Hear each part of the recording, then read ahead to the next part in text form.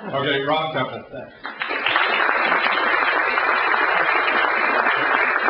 Yeah, I don't know about accomplishments when you talk about 11 straight cases and all that. I was one of those people that, I don't have to worry about those. I won 100 straight cases. No, I got that over with early and often, losing, so I didn't ever have to worry about that. My discussion, my talk with you today is going to be about our profession, where we're at. There's some real challenges that we're facing. I've had the fortune of starting as a prosecutor in Harris County, and I believe learning how to do it right. I left in 1990 to go to the association and continue to serve prosecutors now as the executive director of our association. It is a tremendous profession of very, very honorable people, which I care about very deeply. But we've got some challenges. There's some real bad things going on out there. There's some bad things being said about you guys that we need to talk about today. And we need to talk about how we're going to respond to that as a profession. I'm going to start with this video clip. Are we ready with the sound? This is a defense attorney in Austin, Texas.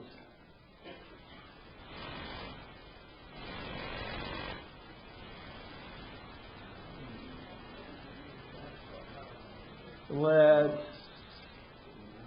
go back.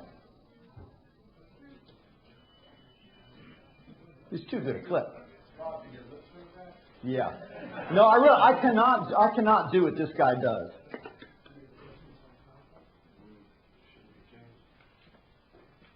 No, you're not going to get him.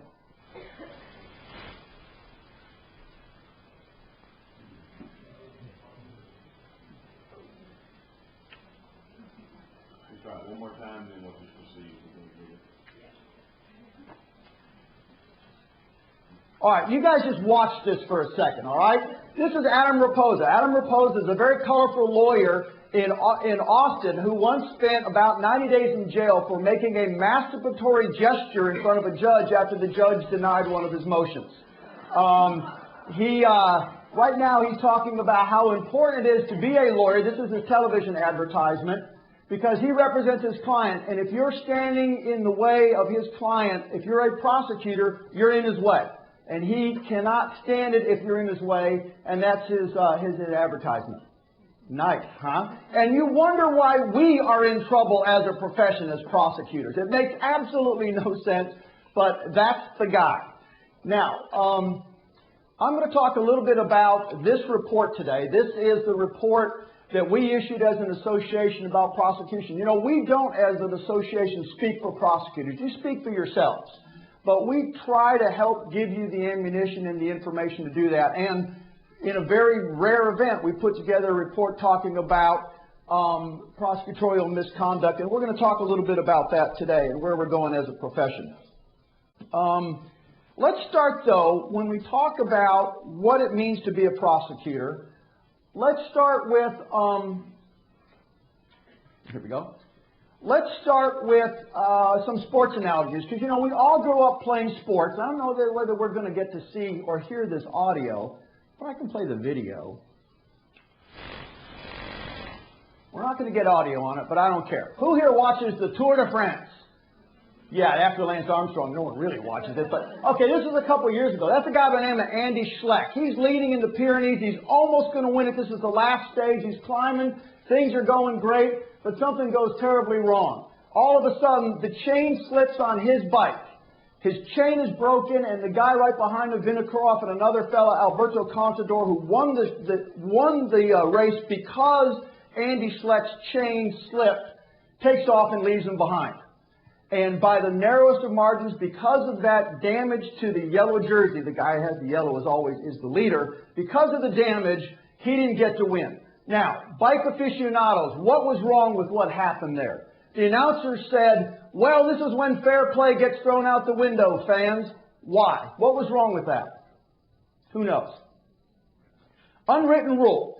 In the Tour de France, in bike riding, when the yellow jersey is in trouble because of mechanical or other difficulty, you never take advantage of that. If the yellow jersey has a flat tire or a busted chain, you stop, everybody stops, lets them fix that so that the race can be a fair race based upon who's the best rider. Not this time. This time, Alberto Contador was right there.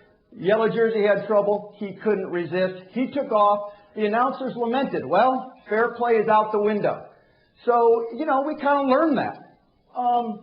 But, you know, we shouldn't really worry that that's just the only sport. Many of y'all are baseball fans. You grew up honoring people like Babe Ruth. I'm not going to use the word cheater, but Babe was legendary, the things he did. He had a number of different tricks. One of them was, it was in a book I read about Babe Ruth. In a very dark evening when they're about to call the game, he runs back for a fly ball. He's going back, grabs the ball, runs on in. They call the game because of darkness. Only one problem. He didn't have the ball in his hand. It had gone over his head. He just pretended that he caught the ball, and nobody asked. But, you know, that was our legend in baseball, and we learned in baseball that that's kind of the way you play it. Now, this one, let's go back.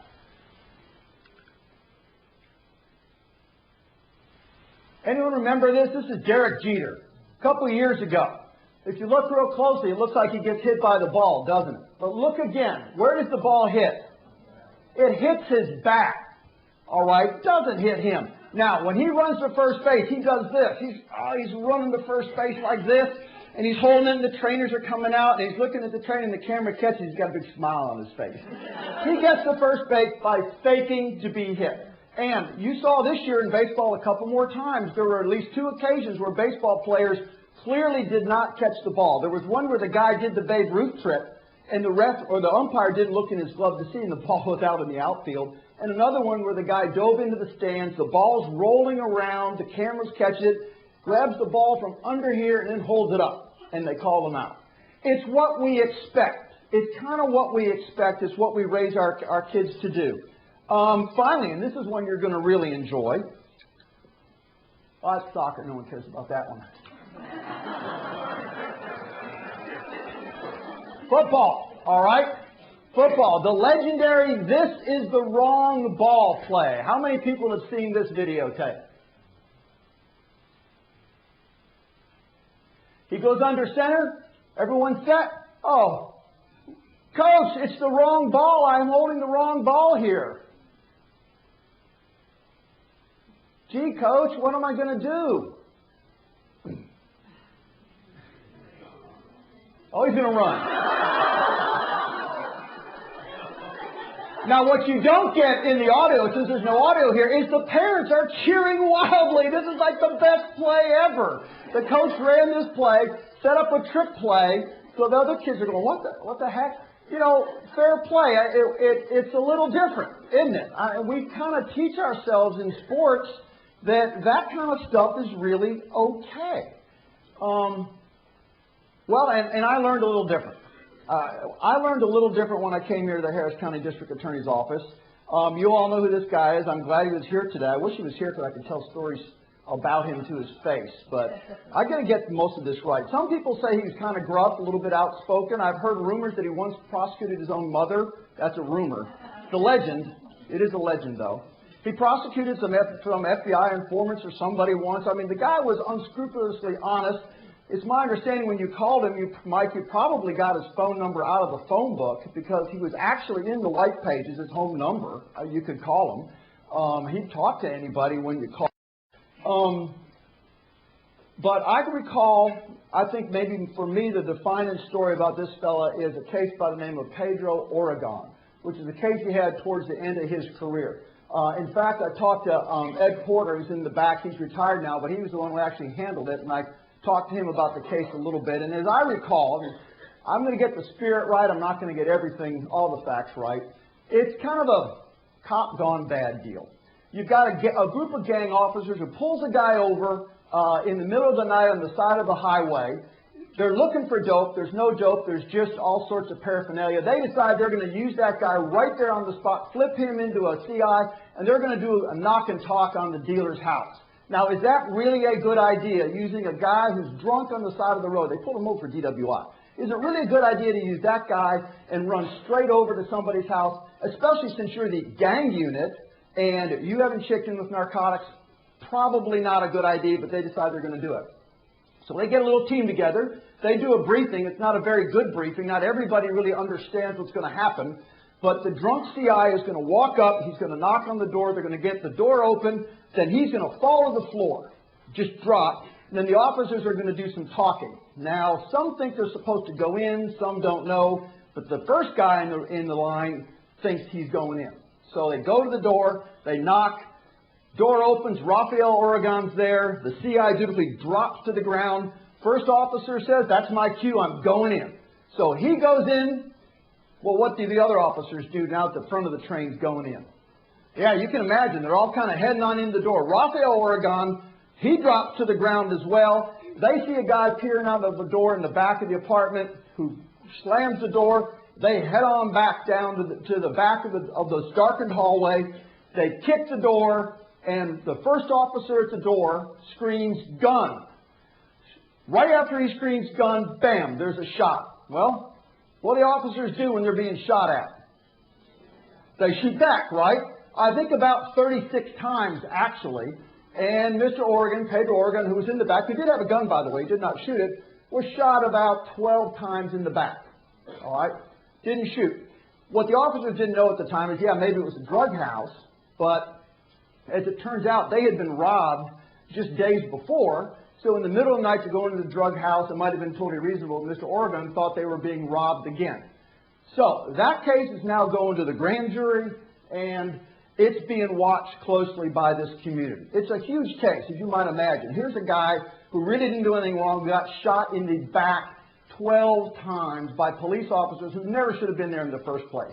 Now, that's a challenge for a district attorney, and that case was going to grand jury.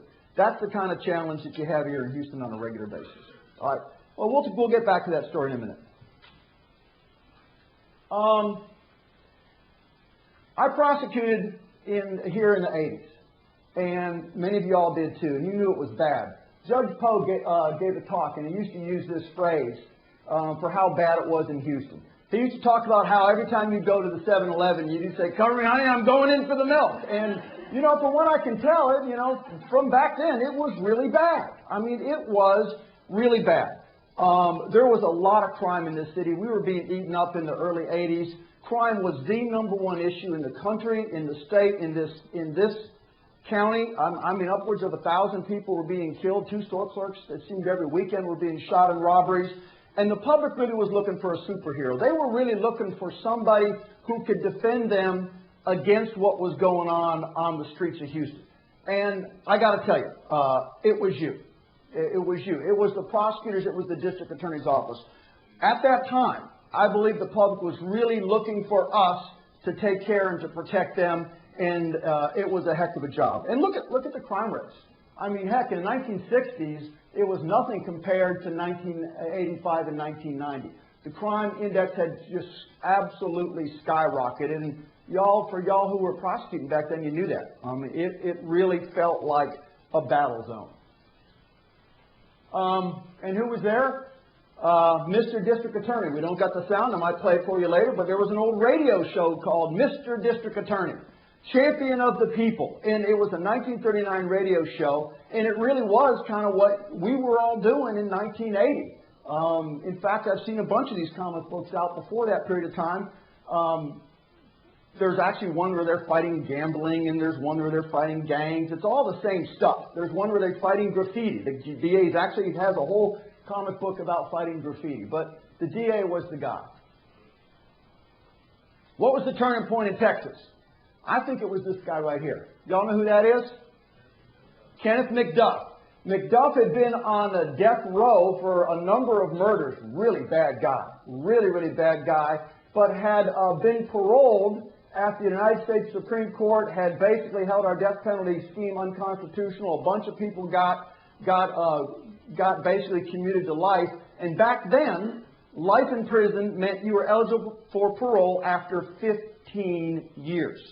And because we only had about 36,000 prison beds in the early 80s, and the Republican governor vetoed the building of 3 more units during that period of time, he got out. He got paroled. And the body count went up to about 8 more people that were killed in the following 4 or 5 years after he got out. They finally captured him after he kidnapped and raped and killed a girl from a car wash about 3 blocks from my house in Austin. And he was finally executed. Didn't take long after we got him. He tried to kind of parlay his way out of execution by promising to take everybody to where the other bodies were buried, and I think the state kind of said, nah, we're kind of good with that. We'll take care of you this time around. So he was executed. But really, this guy became the poster child, and when this article was published in the Texas Monthly, the legislature was really going to have to do something, and I think they did. Knox Fitzpatrick. Knox was a very, very good prosecutor in Dallas County. He left to go work for the governor. After he worked for Governor Clements in the early 90s, he basically went back to the DA's office and was lobbying for prosecutors and for changes in the criminal justice system. And everyone was talking about what we're going to do, whether we're going to have guidelines, what's going to happen. And Knox had 3 words to solve the problem. And he would walk around the Capitol saying these words: build, build, build. And that was his solution, because we only had 36,000 prison beds at the time. And you know what? The state did that. Oh, no, there's lots of diversions and all that, but the bottom line was, when it came to violent offenders, the state built prison capacity. And it wasn't just Texas, by the way, it was nationally. And if you look at this deal, you can see that really, I mean, it kind of made sense. They built a lot of prison capacity for violent offenders, and they really were able to boost that capacity. And that, I'm going to submit to you, has made a tremendous difference. As a prosecutor, I think it made a difference to y'all, because when you went in and you made an offer on a case, like 15 to do, and you knew the guy was going to do half of that time instead of a tenth, for a 3G, it kind of made sense. You kind of felt like you actually were able to do something now to protect the public. You had some tools that you didn't have before. And that, I think, for y'all made a huge difference. It made what you were doing more relevant to protecting the public. And, by the way, it made a huge difference. Over time, crime has fallen. In Texas, crime has fallen a historic 48% in the last 15 years. It's tremendous. Now listen, I'm not saying it's all because we just built prison beds. You're going to hear that there's lots of different reasons for that, lots of different people taking credit for it. Everybody, even the people who hate prisons and hate what you do for a living, will say, though, that the prison capacity has made a significant difference and has contributed to this deal. So it may be a matter of degree, but the message is what you've been able to accomplish as prosecutors protecting the public with the resources that you've been given really have made a difference, and it's really worked. Now, when I was talking about this originally, I was talking with Steve about it. He goes, I don't feel that way in Houston. You're talking about how all crime went down, but somehow it still feels pretty bad in Houston. So I went and looked at the number, and I got to tell you, Houston's the orange ones. Sorry about that. The big, long, tall orange ones are Houston. Houston, your numbers really aren't near as good as the rest of the state. But in all fairness, Dallas is worse. Fort Worth is still pretty bad. The larger urban areas are still bad. But the message I want to send to you is, yeah, you may still have a challenge on a day-to-day basis with violent crime and crime in Houston, but the rest of Texas thinks that crime has been solved. In Austin, at the Capitol, they think that crime has been done. They finished that. We're good with crime now. We're done. So there may be a real disconnect between what's going on in Houston and what our legislators in Austin think right now, and that's going to be a bit of a challenge. That, I believe, will be a real challenge for us. So I guess when we talk about how prosecutors are faring in the public and why maybe we're under the gun a little bit, factor number one to me is y'all kind of did a good job. You all made good on what you do for a living. Crime is way down, and now, frankly, the public doesn't seem to care about it as much. And I think that has a little bit of impact on what's going on. In fact, we're down to about number 10 on what the public cares about, right after hunger, homelessness, and the size and power of the federal government. One cautionary tale about that, too. A lot of people who are at the Texas Capitol now who are elected are anti-government people. Like we need to take government by the neck and choke it. Well, you might think that a lot of good conservative folks are going to be great for prosecution, but who are you guys? You're government to them. You're government employees, okay? You get your money from the county and from the state. So to a lot of people at the Capitol, crime is way down. No one cares about crime. Now we want to make government smaller. And guess what? You're just right now, to them, you ain't the superheroes we were in the 80s. You're kind of like government right now. So it's going to be a bit of a challenge. The other thing, factor number 2, I think, is the economy's been real bad. So you've got ACLU folks and folks who believe that no one should be in the prisons. Generally, we really shouldn't be incarcerating as much. And you can take really staunch fiscal conservative people, and you take the left people that go around the bend, and you take the real conservative people that go around the bend, and they meet up. And suddenly you've got the ACLU and the Texas Association of Business and other super conservative people thinking, you know what? We don't need to build prisons. In fact, we need to find ways not to build them.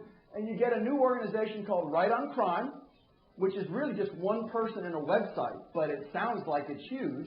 And Right on Crime says that we've solved crime. You can't read it here very well, but he actually takes credit for it. It says the reforms, let's see, how's it go? Meaningful criminal justice reform we have seen in Texas, Oklahoma, Georgia, and now in Pennsylvania. Potential changes. In Texas, for example, we've seen crime rates drop to historic lows and over $2 billion saved. Wait a second, this guy's been doing this stuff for 2 years, you know, where were you guys? So now they're taking credit saying all these diversions are saving us billions of dollars. We really don't need these tough on crime policies anymore. By the way, that's being echoed. This is the Legislative Budget Board. They are the people who write the budget for the state, and then they give it to the legislators. They're the bean counters. They're the accountants. They just issued a report with some selected issues and recommendations, and one of them is to establish a new Punishment Standards Commission with the idea, and you might imagine, gee, is that to make sure that we're punishing people or protecting the public or public safety? What's the real intent of a Punishment Standards Commission? Well, I think you can find it right here. We want to reduce state costs. It's not about protecting the public. There is a public safety. We all want it to be safe, but we're convinced that we can save money. So when you read about something called the Punishment Standards Commission, understand it is about saving money. It's about reducing the length of sentences. It's about getting as many people out of the prisons as we can. That's what it's about. In fact, I just had to put this. This is from their little brochure, which, you know, I got to tell you, they're really trying to make their point. Like, oh my God, we have so many people in prison. Look, there's the population of the state as it grows a little bit at the bottom, and then they put that shrill and outlandish one as the prison population by percentage. I guess to try to illustrate that, oh my God, we've just gone crazy by having 150,000 beds in Texas. So that's the kind of thing we're going to see at the Capitol this time around. And of course, here's the numbers, and here's why they like the idea that we've got to divert people. $38,000 for a prison bed and $4,000 to put somebody on community supervision. They love those numbers at the Capitol. I would expect you're going to see, by the way, some pushes to do a lot more mandatory probation. Remember that in 1995 we had all the mandatory probation? That worked, didn't it? They're going to go back to that. I think there'll be pushes to do a lot more mandatory probation to save money. I think you probably know how well that worked out for all the people who didn't want probation. Like, please give me a misdemeanor or anything. I really don't want to be on paper. But I think we're going back that way. Oh, and I told you the other day about how big business went around. This is the Texas Association of Business, who for some reason just announced that they're on board with all these new proposals to start deferring people and to start getting people out of prison. I'm like, what? Really? Because last time I checked, they're barking at prosecutors about doing more hot check work, and we got the theft of all the copper and all this business theft. They were looking to you guys to prosecute. This is their lobbyist who did that. The next day, the Texas Association of Business lobbyists announced that their organization was supporting a $4 billion tax cut for Texans. So, read between the lines. If we're going to get a $4 billion tax cut, we have to find somewhere to take the money from. So we're going to be good government people, and we're going to say reduce the prison population. That's where the money is going to come from. So read between the lines, that's what that is. So we got the economy issue that's, I think, pushing on y'all and making it difficult for y'all to do your job. What else? Well, this is huge. this has been a phenomenon that's been around now for about 10 years. But the exoneration phenomenon has come on and has come on strong. And that has really captured the public's attention. And rightfully so. It's an amazing deal with the way DNA has been used. We're talking about video statements. We're talking about misidentification, which has been huge. Everywhere you go, this phenomenon has really impacted and undercut the public's faith in what we do. Anyone know what that is? Anyone recognize that house? How about this? Yeah, that's the Duke Lacrosse house. Another factor, I think, frankly, is that good government is really just boring, isn't it? When you do your job well, no one likes to talk about it, but the media will go any way for a good story. And this was a great story. It started out with the district attorney by the name of Mike Nifong saying, I'm going to prosecute to the full extent of the law these really bad, horrible lacrosse guys, and they're terrible, and the media was eating it up, and everyone loved it, and the DA was doing press conferences and all sorts of stuff. And then this fellow, one of the lacrosse guys, says, well, I really wasn't there for this alleged sexual assault. In fact, allow me to give my alibi to the New York Times and to Newsweek. And you know, as a prosecutor, I am thinking you're in trouble when the defense is so proud of their alibi that they're publishing it in the New York Times. You had to know that there was a big problem when you see this in Newsweek, and here's the exact, and the receipts and all this stuff. You know we're in trouble. And indeed, the case fell apart. The DA had really extended himself way too far on this deal. And in fact, later on down the line, significantly delayed the release of DNA information, which would have exonerated a number of these guys, and he got tagged hard for it. And I don't know about y'all, but how often have y'all heard about Nifong? I mean, for 3 straight legislative sessions, people in the Texas Capitol were talking about Mike Nifong. But the guy's from North Carolina, for Christ's sake. But we were taking a beating for that because good government's boring. That was kind of interesting. Well, in all fairness, we have our own guy. Anyone know who that is? What is his name? That's Charles Sabetha, the former district attorney out of Burleson County. His nickname was Napalm Charlie. That ought to tell you something right there. He was the district attorney for about 30 years in his neck of the woods. It got to the point where no one really challenged him, and no one ran at him. In fact, he was the guy who would tell the judge who to appoint on different criminal cases. He kind of ran that place. And he ended up prosecuting this guy, Anthony Graves, for a capital murder case, along with another fellow who's been executed for it. But the case fell apart. It fell apart with allegations that there was Brady information that Charles didn't turn over. It got reversed. The Fifth Court excoriated Charles in that particular case. And finally, some special prosecutors were brought in to try to retry it. Kelly Seeger was one of them. And instead of retrying the case, she ends up saying, look, this is one of the dirtiest prosecutors I've ever seen in my life. So this has not gone well for us. We're going to hear about this guy a lot. This guy is what people are holding up to you when they say, what are you going to do about him? What are you going to do about this dirty prosecutor? So unfortunately for us as a profession, we got to deal with this. We got to talk about this. Oh, another factor, by the way, is resources for y'all. They're going away. The federal government used to support a lot of things that prosecutors do. Doesn't really happen now. In fact, I saw this. To address the changing role of the public defender, BJA has awarded a grant to the Bronx Defenders to create the Center for Holistic Defense. What the hell is that? I don't know. They're going to do something cool at the defense office for holistic defense practices. So I don't really know. But let's just say they're not giving it to you for kicking butt in trial right now. It's going to the Center for Holistic Defense. I can't wait to find out what that is.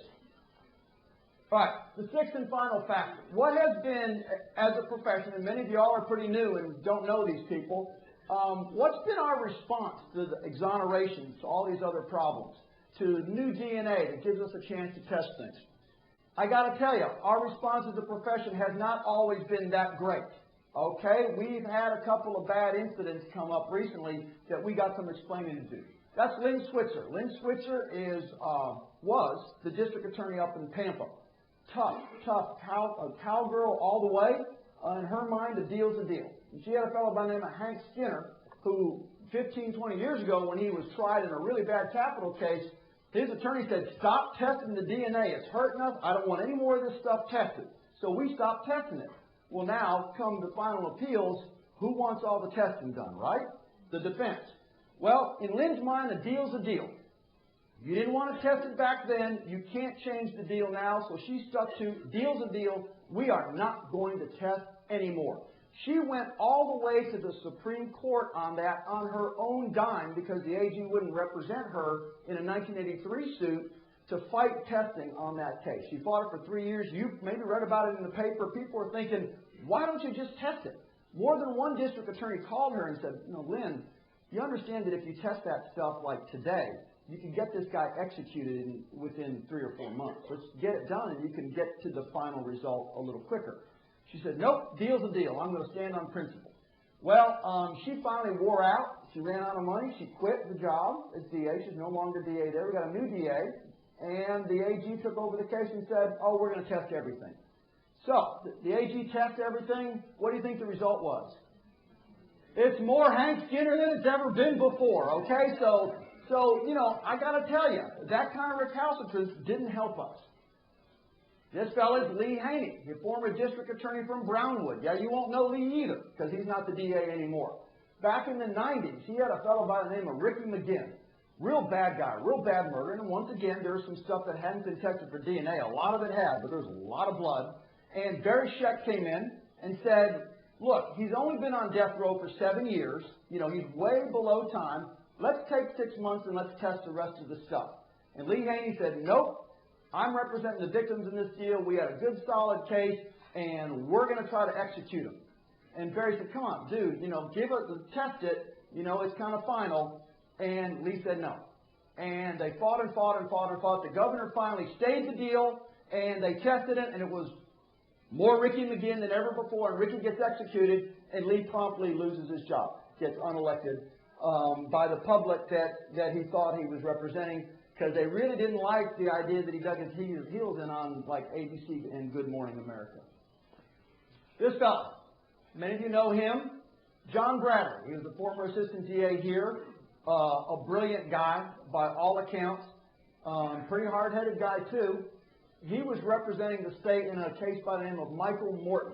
And you've all heard about that one, because that's the one we're going to hear a lot about in February. There's a court of inquiry that's investigating the district attorney who tried Mr. Morton in the 80s. His name was Ken Anderson.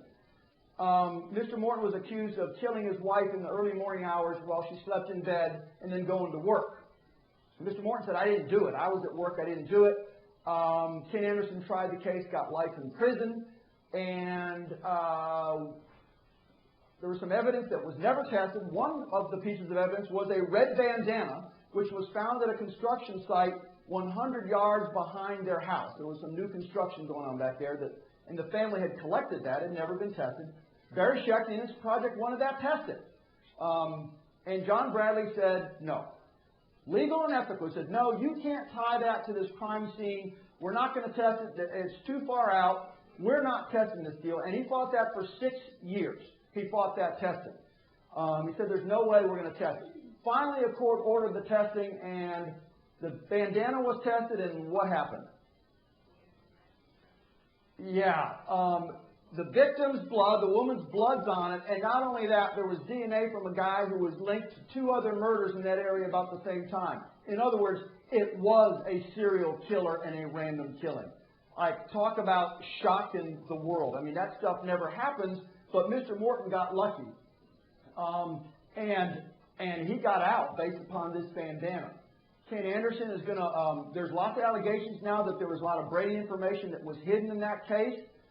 There was, by the way, this office did not have an open file policy in the 80s. They had a closed file policy, and they fought rather than turn over anything or show anything to the defense. That's been changed, but that was the way that was tried back then. By the way, John Bradley, in probably Williamson County, arguably the most conservative jurisdiction in the state, he got beat. He got beat big time in the Republican primary. Now, here's this guy who's tough as nails, has helped craft this identity of Williamson County as a really tough place, and he gets beat like a drum in the Republican primary. Part of it probably was because a bunch of people were going around to his signs and tying red bandanas on them everywhere they saw him. And that's a picture of one of those red bandana deals. So John got beat. Not because he did anything illegal, not because he did anything unethical, but he got beat for the way he handled that DNA case and the way he handled his business there. So, I don't know. In the 80s, that was the monster. That's what we were fighting, It was a bad deal. And I'm wondering, I wake up today, and after all this, I wake up and I'm wondering why we're at this point, Why is it everyone's mad at us? All right, let's take about a 10-minute break, stretch, get something to drink, and we'll finish up.